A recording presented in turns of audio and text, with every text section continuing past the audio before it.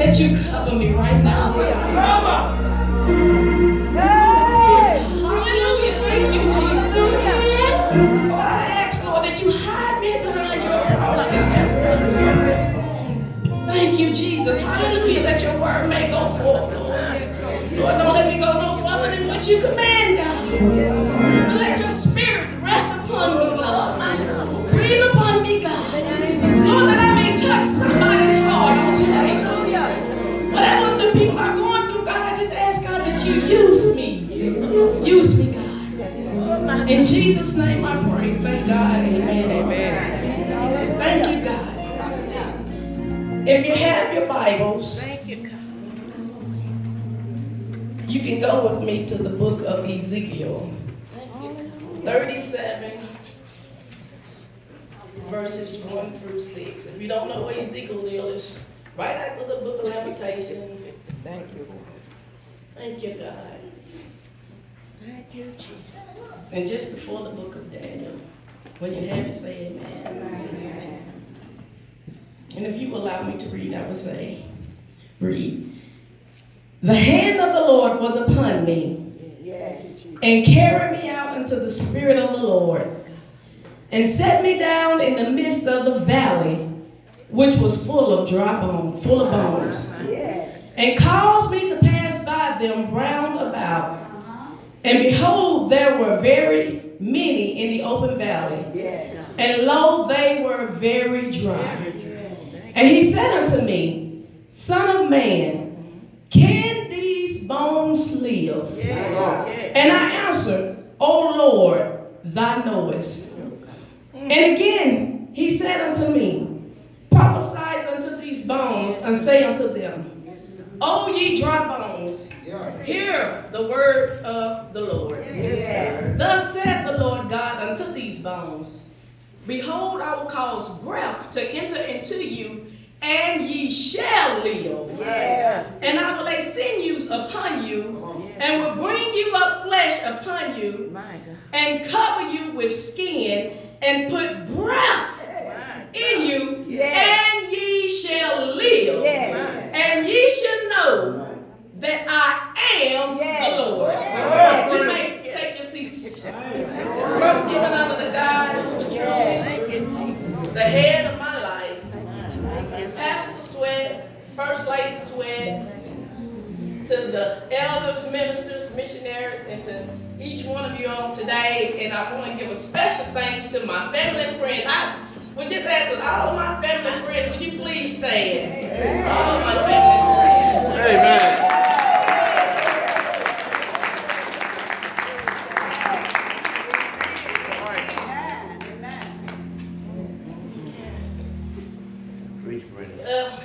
The time has come for today. Yeah, you got it. But last but not least, though, I do want to give thanks also to my grandmother. She has been by my side. My mother, who has been by my side. My sister, who has been by my side. Brandon, Amaya, Tiara, and my best friend, Janita. Wave your hand, Janita. She has been by my side. That's my eating buddy. When I lost my eating buddy, she picked up to be my eating buddy. I don't get ready to drive 100 miles just to go eat. And I just thank God for all of my family coming. And last but not least, I don't know whether to call him my husband, my daddy, or my son when he wants something. But I thank God for my baby, my big baby, Chad. Laid on him since the transition of my husband, and he has stepped in and he has been there for me. And when my husband was in the hospital, he leaned on mama so much. Now mama leans on him a lot, but I just thank God for, giving him that strength and the courage, to step up and be the man of the house now since his dad. And I want to give thanks to Pastor Sweat and you, First Lady Sweat, for allowing us, for your husband to be there for us during this process. And I just thank you, Pastor, for everything that you've done for us. But I'm going to get into the book, y'all. All right. The book of Ezekiel was written by the prophet Ezekiel.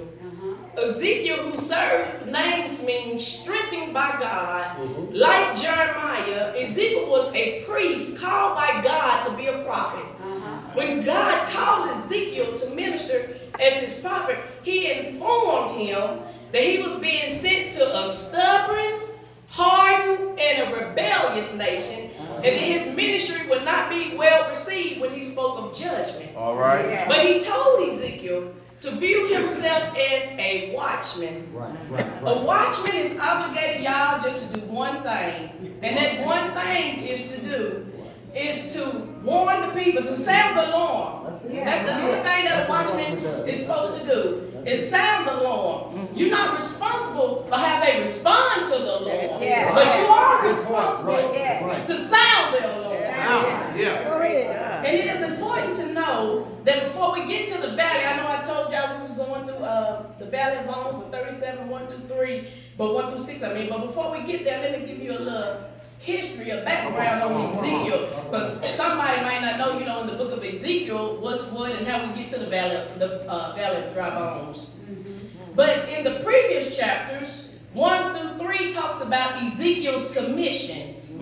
Chapters 4 through 24 talks about the prophecies of judgment on Judah. Chapters 25 through 32 prophesies of judgment on the Gentiles. And 33 through 39 prophesies on restoration of Israel. And that's what I'm going to talk about with the restoration of after everything done happened. But the restoration of the after effects. And if you want to read on a little bit further to verses 40 and 48, it talks about the prophecy of the reestablishment of Israel. But my key verse would be 3 and 5. And 3 says, "And he said unto me, Son of man, can these bones live? And I answered, O Lord God, thou knowest. Thus saith the Lord God unto these bones," these in the 5th verse, "Behold, I will cause breath to enter into you, and you shall live." Right now, we a church, y'all, we believe in talking to each other. So this is what I want you to do. First, I want you to repeat after me because I'm going to give you my topic. The first one is to God. And the first topic is, Lord, you know. So you look up to heaven and you tell the Lord, Lord, you know. If nobody else knows, then this is not what I'm just telling you right here. If nobody else knows, the Lord, he knows. So tell him one more time, Lord, you know. Thank you, Jesus. Then, I want you to tell yourself, not yourself, but look at your neighbor. Look at your neighbor. And tell your neighbor, you shall live. You shall live. You shall live. You shall live. And then when you done that, I want you to put your hands on yourself. And you tell yourself, because after this, then God's going to tell you, while he done showed everybody else, you shall know that I am the Lord. So I want you to say, ye shall know. Ye shall know. That I am the Lord. So my topic is, Lord, you know. You shall live, and ye shall know that I am the Lord. Okay. Ezekiel was a prophet that God used to let the people know that whatever you're going through, whether it's good or bad, that I am still God. No matter whatever you go through in your life, God is still God. He is still God. And it's recorded throughout the book of Ezekiel, and this is what I liked it the most. I'll tell y'all a little bit about this. This message blessed me. And the reason why I'm saying so is when my husband was in the hospital, and I had his Bible, because I carried his Bible up there, and I was reading daily. The nurses, they would come in, I was sitting in there, and they'd be like, "You're still sitting in that same spot in the chair," and I was reading, and that's what the Lord took me to, the book of Ezekiel. So actually, I started working on this back last May, but the Lord had me to revisit this, for today. But anyways, it is recorded throughout the book of Ezekiel that God always told Ezekiel throughout almost every prophecy that he told Ezekiel, he said, then shall they know that I am the Lord. Yeah. Did y'all get that? He said, then shall they know that I am the Lord. And then another time he brought it around and he said, but they shall know that I am the Lord. And another way he put it, in another prophecy, he said, and they shall know that I am the Lord their God. And then he turned around another time and said, and ye shall know that I am the Lord. God was using Ezekiel to warn the people, to let them know that no matter what you do or whatever actions that you take, I am still God. I am the Alpha, I am the Omega, I am the beginning, and I am the end. He was letting them know that I have the whole world in my hand. And I believe somewhere in the Bible it says that the earth is the Lord. And the fullness thereof, and all that dwells in it. There is no mountain too high, and there's no valley too low. Where the Lord is not. He said, for I am all seeing and I am all knowing. But God, he questioned Ezekiel about a testament of Ezekiel's faith. And he asked him, he said, son of man, can these bones live? I believe I would have been just like Ezekiel and responded the same way as Ezekiel did. Ezekiel said, oh Lord God, thy knowest. I think I would have responded the same way because Lord know everything. So you asking me a question, can they live? You already know the answer, God. You know whether they can live or not. And isn't it amazing that when God asked a question, he already knows the answer to it? If I can call, I can remember when he asked Cain, where is thy brother? God already knew where his brother was. He already knew. And then when he asked the other guy, he said, will thou be made whole? He already knew whether he could be whole or not. But he wanted to see what was his faith. Thank God. But isn't it also amazing how God used Ezekiel to tell, warn, and judge the people in the 1st through the 36 chapters, and then he turns around and brings him to a valley full of dry bones. And we all know what a valley is. A valley is a very low area between hills and mountains.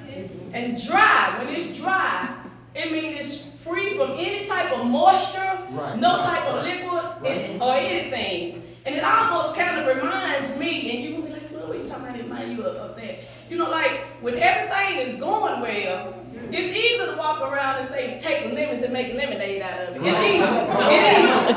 It's easy when you make one thing and say, I'm too blessed to be stressed. And I'm the other type of cliche. But when you get down in the valley, and you really say, take lemons and make lemonade, it's easy to tell somebody else that. But when it's actually time to take those lemons and make lemonade out of it, can you make lemonade out of it?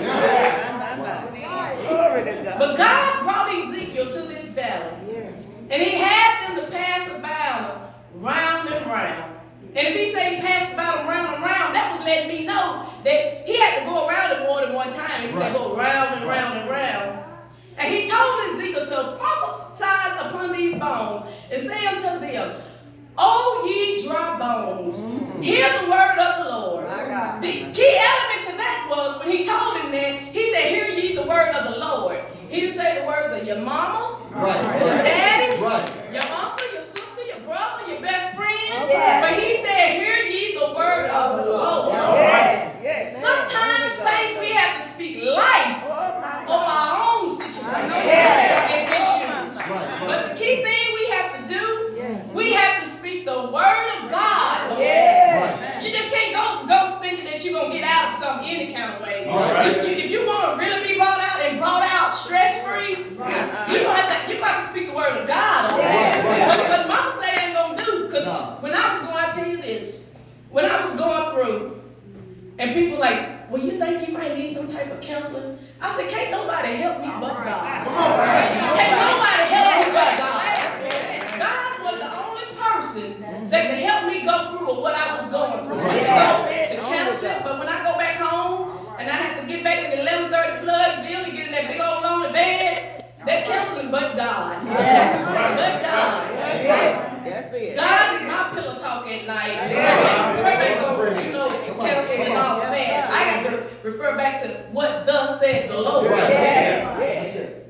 Ezekiel was obedient, and he said to these bones, behold, I will cause breath to enter in you, and ye shall live. And I will lay sinews upon you, and bring up flesh upon you, and cover you with skin, and put breath in you, and ye shall live. And ye shall know that I am the Lord. Ezekiel prophesied as he was commanded, and there was a great noise, and behold, a shaking, and bones coming together. Bone to his bone. And then Ezekiel saw the sinews and the flesh come upon them, and the skin covered them above. But there was one thing that was missing. There was one thing that was missing. One thing. Come on now. One thing that was missing. And God spoke to Ezekiel again. And he told him to prophesy unto the wind. He said, prophesy unto the wind. Thus saith the Lord, come from the four winds, all breath, and breathe upon these slaves, that they might live. He told him to breathe upon them. He said, breathe upon these slain that they may live. So Ezekiel prophesied as the Lord commanded, and the breath came unto them, and they lived, and they stood upon their feet, an exceedingly great army. The Bible said that they were an exceedingly great army. So that means that there was more than one set of bones for it to be an army.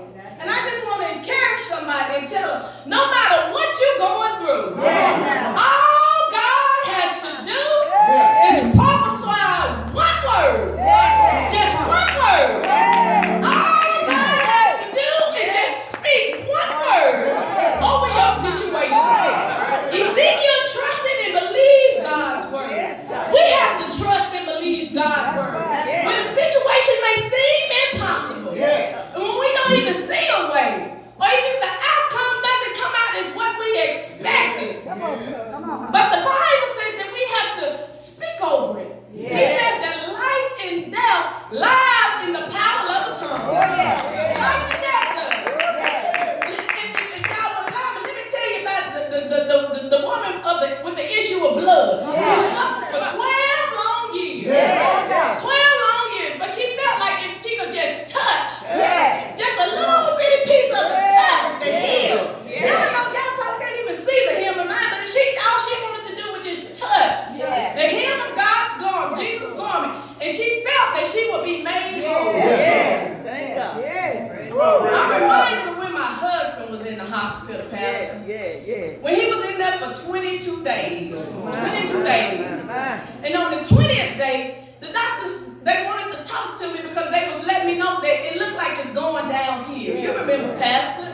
And they was telling me that they done all that they could do. All that they thought that they could do. And when my son got up there, Jalen, and I knew then, for the sake of my son, God, you need to intervene. Come on. For the sake of my child. Yes, God. Yes, God. Yes, God. And so I was asking them, you sure there's nothing else? Can we? And so then they said, one more thing that I think we may be able to try. One more thing. Yes, God. And I told them, we want to try, because I don't want you to try everything. But I knew while they was trying everything they want to do, sometimes I had to walk away so I could go pray. And, so I prayed, and I was like, Lord, you're going to have to intervene for the sake of my child. My God. And so they told me it was another procedure, explained to me another procedure that they could do, but they didn't feel like his body would even hold up for that procedure. My God. They said that because of his heart rate and the way his vital signs were, that they didn't even think that he would make it through that procedure. But I was willing to take that chance because I trusted and believed God, and I knew what God had done so many other times. But anyways, we went out so they could do what they needed to do, and we hadn't received no type of answer or anything like that. And I told Pastor, I was like, Pastor, I'm going to go back there and see. He's like, I'll go back there with you. We get back there, ain't no doctors back there. You remember that, Pastor? The machines was up and going, and we was like, look at God. What they thought was impossible, what they thought was a hopeless situation, God turned that thing around. That was on the 20th day. And God answered my prayer.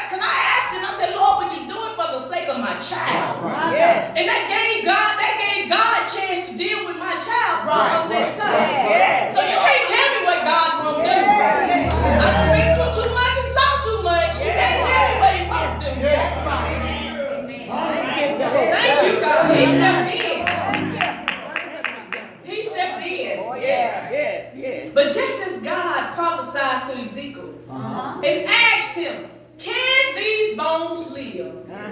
Just how he began to bring the bones back together.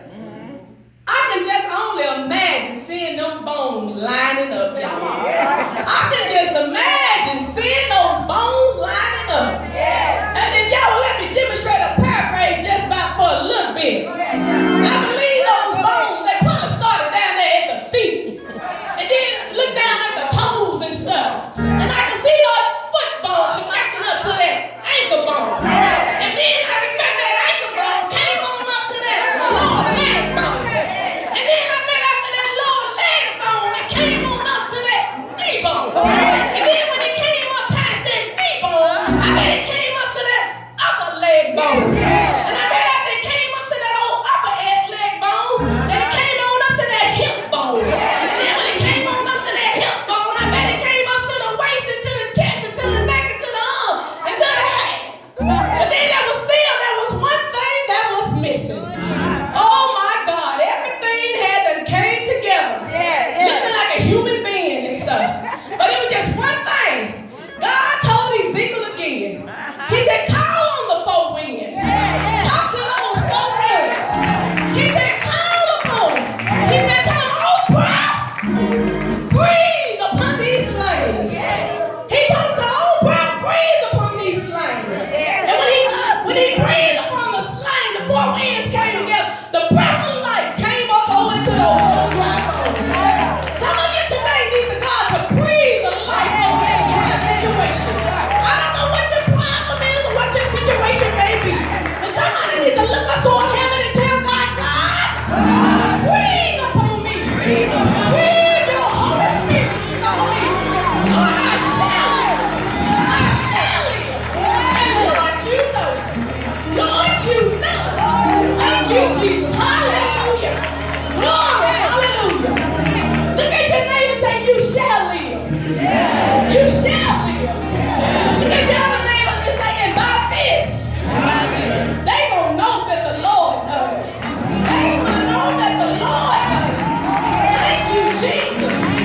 Thank you, God. If you allow me, I will call a witness. I call on my brother Lazarus. Lazarus was down in that grave and passed away for 4 days.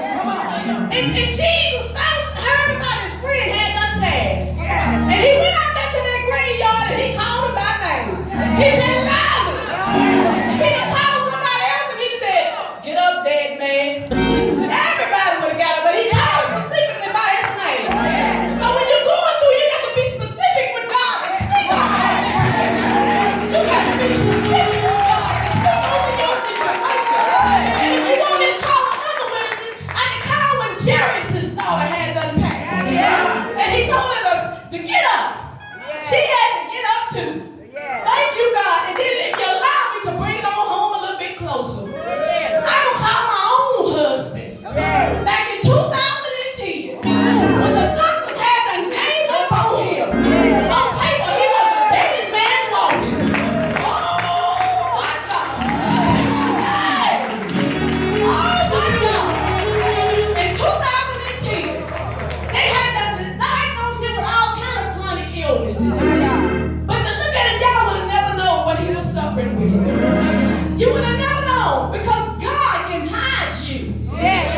You could be going through and nobody ever knows. That's just like the 3 Hebrew boys. When they was in the fiery furnace, when they came out, they didn't smell like smoke, they didn't look like smoke. Because when you were under the will of God, He will cover you. He will cover you. Bless it. With 8 more faithful years.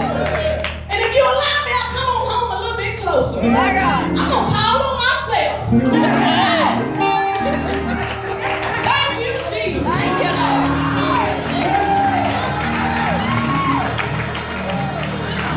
going to call on myself.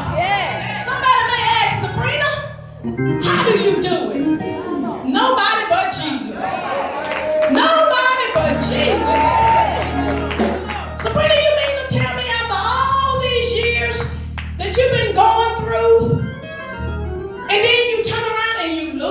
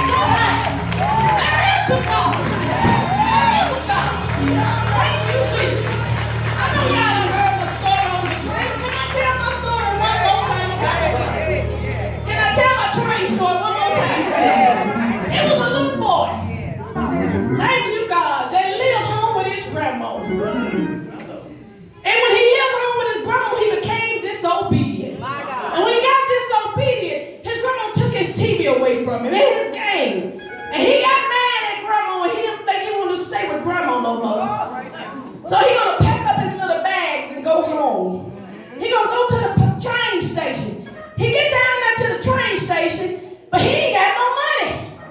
He get on the train anyway, and he sit beside this little old lady. They get to traveling on, and they sit beside each other. He tell the little old lady his story. And she talks to him and tries to encourage him. And by the time they stop at the next depot, the ticket master, he came through and he was going getting everybody tickets. He got through and he said, "Ticket, please." Everybody giving him their ticket. But when he got to the little boy, there was no ticket. So he told the little boy, "I'm going to have to put you off of this train." So the little boy got his stuff and got on off the train. They got on, and when he got off the train took off. The train got a little bit back down the road and the train stopped. And when that train stopped, they got out. They was trying to do everything that they knew to do. They called in the best engineers, the top engineers, and all the troubleshooters, but couldn't nobody get that train started. The little old lady, she know that she'll walk on up there to him and to the conductor and say, "I know how to tell you to get your train started, baby." But he didn't have time for it. So then he kept on working on his train. And after he didn't have time, he finally acknowledged the little old lady. He said, "Well, what is your suggestion?" And so then she told him, she said, "Put it back in reverse. Put the train back in reverse. And matter of fact, the way you let the little boy off." So I just want to tell somebody on the day, whatever your situation is, wherever you left God at, wherever you left it at, maybe you need to put your train back in reverse. Put it back in reverse. That's the God of the train. Hallelujah. When you got God on the train, you can really say, "Yea, do I walk through the valley of the shadow of death, for I will fear no evil. For thou art with me. Raise up thy hand and say, Lord, you know. Lord, you know. Lord, you know. You know, God. Thank you, Jesus. Hallelujah. Come on. Thank you, God. Thank you, God. But isn't it good to know that when you're going through, God, when I told you, when God asks a question, he already knows the answer. He told Peter, he said, "Peter, Satan desire to have you and sift you as wheat." He said, "But I prayed for you." He said, "That I prayed for you, that your faith fail you not." God has prayed for us, saints, that our faith, that he knew that this day was coming. But I can make it personal. He said, "Sabrina, I prayed for you." Y'all make it personal. Put your hands on your chest and say, "The Lord said he prayed for me, that my faith failed me not." Oh, glory, hallelujah. Well, you know God himself has prayed for you. It's worth everything. When you know that God is on your side. I'm reminded of Esther. And I put that in perspective on my own self. When I said, perhaps you was created for such a time as this. The Lord knows all. He sees all. And all I'm asking is, time is running out. And I was wondering, I said, Lord, you take me to the book of Ezekiel.